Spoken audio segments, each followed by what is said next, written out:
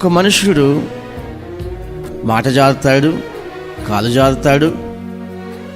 ఆవేశం వలన ఆలోచన లేకుండా నిర్ణయాలు తీసుకుంటే మనిషి తప్పు చేస్తాడు. మార్గంలో నడుచుకుంటూ వెళ్తున్నప్పుడు కాలు జారినప్పుడు వెంటనే చేయి పట్టుకొని కాపాడేది ఎవరు? పక్కన తల్లియో తండ్రో ఉంటే ఆ బిడ్డని కాపాడుతుంది.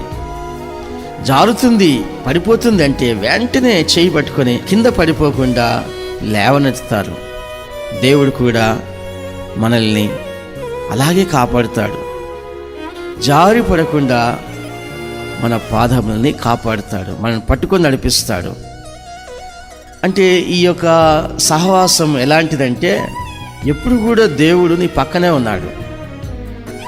ఎప్పుడు కూడా దివారాత్రములు నువ్వు చేసే ప్రతి పనిలో కూడా దేవుడు తోడుగా ఉన్నాడు. దేవుడు తోడుగా ఉండే మనిషిని, ఆ మనిషి కాలు జారకుండా దేవుడు కాపాడుతాడు. జారిపోయి పడిపోయే పరిస్థితి వచ్చినప్పుడు దేవుడు బలపరుస్తాడు, పాదములు తొట్టినివ్వడు. సమస్యలు అనేకం.